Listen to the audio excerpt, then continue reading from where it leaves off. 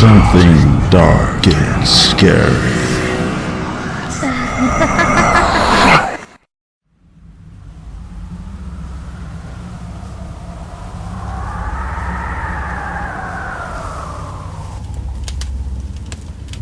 The old man was weak and sick.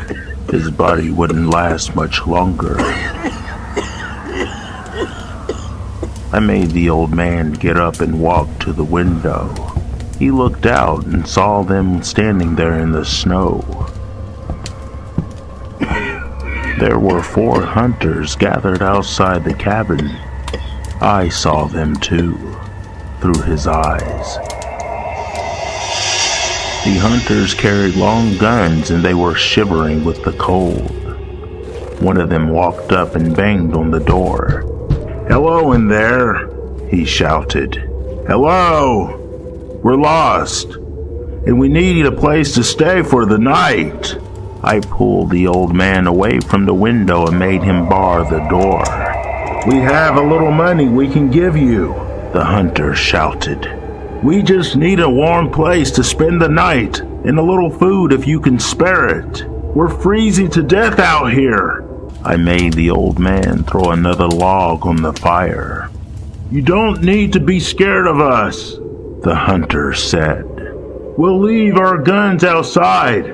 We don't mean you any harm." I made the old man pick up his rifle and aim it through a slit in the cabin door. Then I giggled as I made him pull the trigger. There was a loud bang, and one of the hunters dropped in the snow. He didn't know what hit him. The others were taken off guard. They dragged their friend's body away and took cover behind the trees. Gunshots exploded, ripping through the wooden door and breaking some of the windows.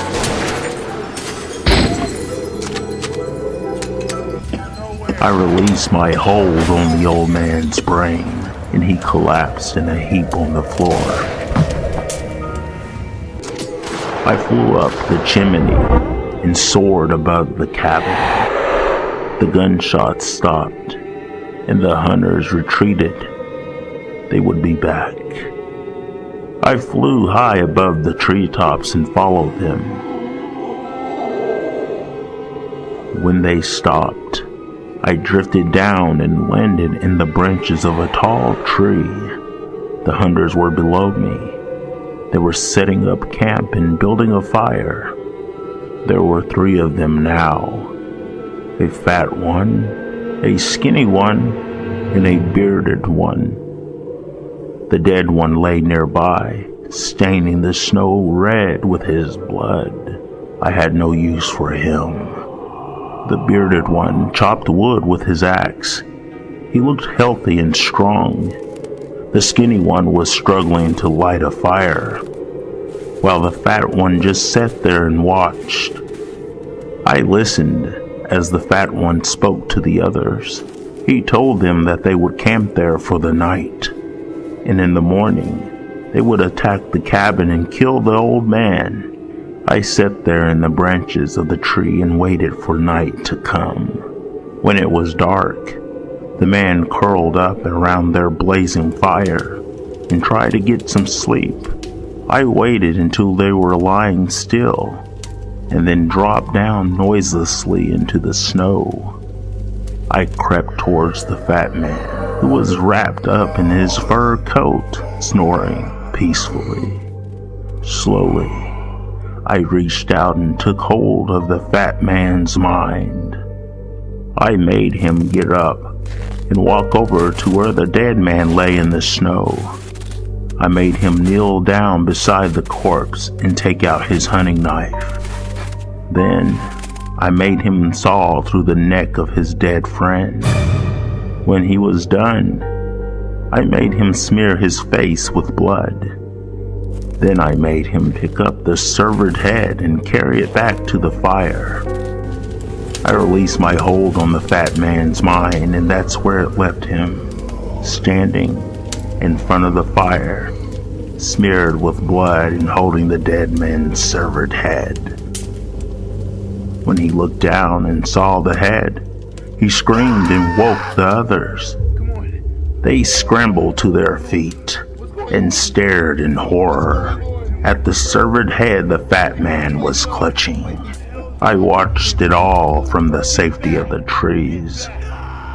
There were shouts and more screams as the skinny one and the bearded one grabbed their guns and blasted the fat man until he lay in that bloody heap on the snow. Now there were only two. They sat by the fire and waited. I watched and I waited too. They were waiting for dawn to arrive. Then they would attack the cabin and kill the old man. The bearded one threw more wood on the fire. He was too scared to sleep. The skinny one was weaker. He lay down and closed his eyes. I took my chance, creeping up to the skinny one and reaching into his mind. I made him take out his hunting knife. I made him slowly get to his feet.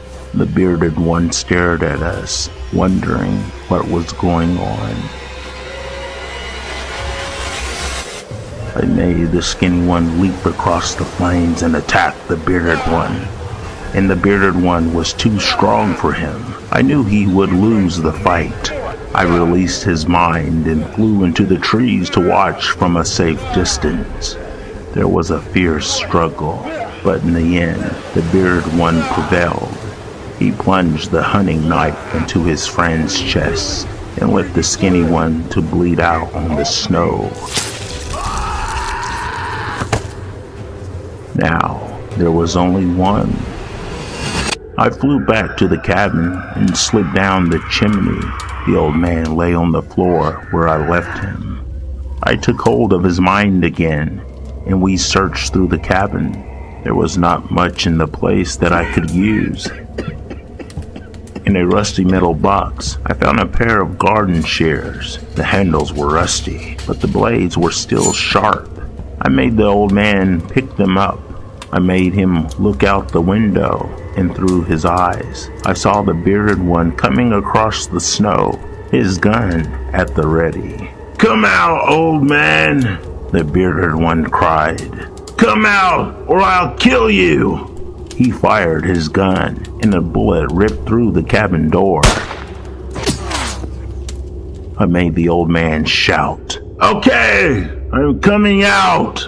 I made him open the garden shears and place the blades at either side of his neck. Then I made him throw open the door and walk out into the sunlight.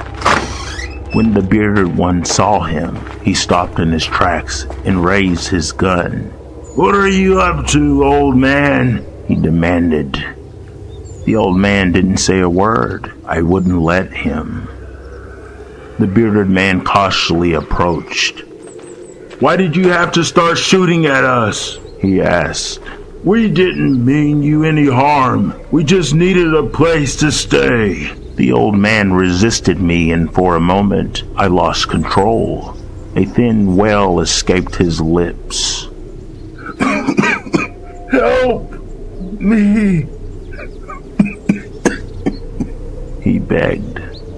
I regained control of his mind and summoned all the strength he had in his withered arms. I made him slam the handles of the shears together. The blade snapped together, slicing off his head.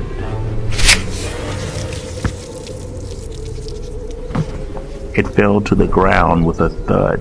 Then his body crumpled and collapsed in a bloody heap. My grip on his mind was broken, and I floated upwards. The bearded one was so shocked and stunned that all he could do was stare in horror at the terrible sight. I took advantage of his momentary weakness, dropping onto his shoulders and reaching into his brain to take charge. Now he was mine. After we dragged the bodies into the cabin, we feasted on the remains until I was satisfied. I made the bearded man throw another log on the fire. and we sat down in the rocking chair. Together, we rocked back and forth, enjoying the heat from the roaring flames. The bearded man was strong and healthy. His body would last a long time.